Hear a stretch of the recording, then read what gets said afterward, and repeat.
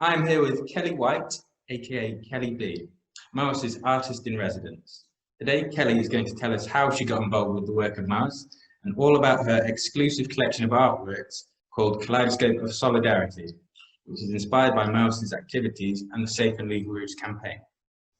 To start off, Kelly, how did you first get involved with the work of MOAS? What inspired you to collaborate with MOAS on this project? Well, hi, Ben. It's nice to be with you this morning. I found MOAS several years ago. I was putting together a nonprofit of my own that was really about interacting with different cultures, having intimate cultural experiences, and in looking for organizations that aligned with my own mission and ethos and was addressing world concerns that fell on my list as well. MOAS was an organization I came across. I had a beautiful exchange.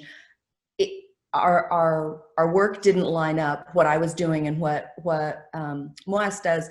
It wasn't really appropriate for us to work together, but it was definitely an organization that I filed away and kept tabs on over the years. When COVID hit and I was forced to put my humanitarian work on hold, I really got back into my artwork. I had launched a website and that was all going very well, but I was really having a difficult time with inspiration. I think part of it was once creativity turned into, well, how am I creative and sell something? It was missing something for me. Lots of soul searching and thinking. I was really trying to work with, how do I bring these two things together? I was really craving my humanitarian work. And I sat down and wrote a short list of organizations. I thought, I wonder if I could be an artist in residence, in my own residence for an organization and have the work be doing some good. MOAS happened to be top of the list. And when I reached out, they were very excited. So that was the last few months of us working together and collaborating on this project. Brilliant. So what messages or stories are you trying to tell through the pieces in Kaleidoscope of Solidarity? Sure. Well, primarily we're looking to illuminate the 7 safe and legal routes that the MOAS campaign is focusing on. There's that story. Those stories can be quite confronting. So in really sitting with my materials and sitting with the stories, I was looking for a way to draw viewers in, to draw people in a way that they could empathize with the communities that are affected by the migration phenomenon. Again, I think it can be a real confronting situation to consider, and finding a way to bring beauty to that, to not only tell the story, the desperate side of the story and the urgent need to address the situation, but also show the hopefulness and the beauty and bring people to the humanity of the situation and hopefully inspire empathy, curiosity, really hopefully inspire action and engagement. Brilliant. Yeah, so you've kind of touched on it at the end there. So what kind of feelings are you hoping will resonate with the audience when they see the pieces? When I'm sitting and I'm working on a piece, I think the emotions that stir in me, the empathy, the really getting into your humanness and recognizing that the situation that you're in is quite by luck, and really considering the situations of the communities that are affected by, the phenomenon, and really being able to sit with that. So, stirring empathy, association, and urgency. That urgency, I think, is one of the feelings that comes up in me often. Makes my throat tighten a bit. Of this could so easily, especially from, I'm in the United States. I think in Europe, this is a situation that is much more visible. And I think to bring awareness to it and recognize where you're sitting in the world and the situation you're experiencing isn't necessarily what everyone else gets to experience, and not trying to make anyone feel guilty or that people shouldn't have the life that they have, but to recognize if you're in a position that you can contribute and advocate for someone less fortunate, this is a really amazing opportunity to do so. And just from a humanitarian aspect, it's urgent and necessary. Okay, brilliant. Thank you, Kelly.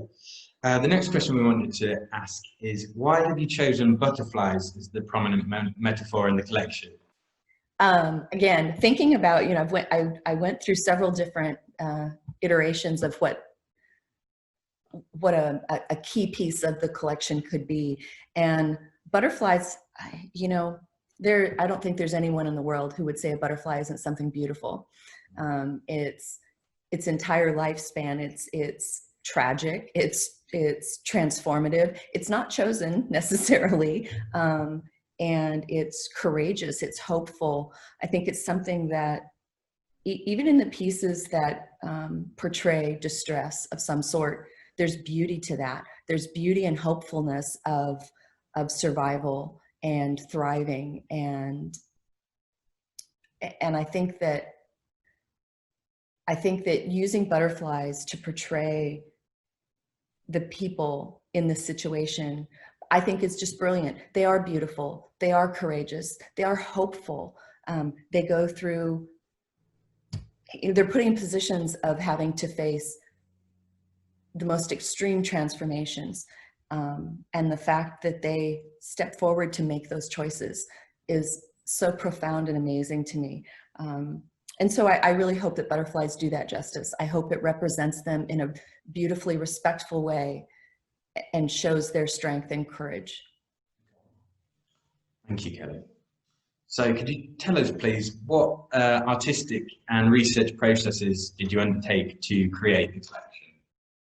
Yeah, I'll in full transparency, when the folks there first said they wanted the collection to represent safe and legal routes, it became clear quickly how important education is for this. I really thought it was a legitimate route. So I was the perfect person to be educated. Realizing that, I really dug in. It's very complicated. I read a lot about just the basic format of what each safe and legal route is, the legal documents and that I could find. I spent a lot of time, there's a wonderful documentary that MOAS has produced called Fishers of Men. I highly recommend it. It's a beautifully done story. It is quite, I wouldn't say it's graphic, but it's honest, and it's incredible. I've watched that several times. I've also read, there's a wonderful book, The Optician of Lampedusa, particularly the beginning of the book, really gives you a good idea of what it might be like to come upon an unseaworthy boat full of hopefulness. So sitting, my research or my preparation was really sitting with what it must be like to be put into a position that making a choice to flee in such a dangerous way, to flee whether it's war or persecution or violence or whatever it is that puts someone in that position, to choose that that's the better option than to stay. I really sat with that a lot to find, that gave me a lot of access to the profound importance of safe and legal routes for people seeking safe and secure lives.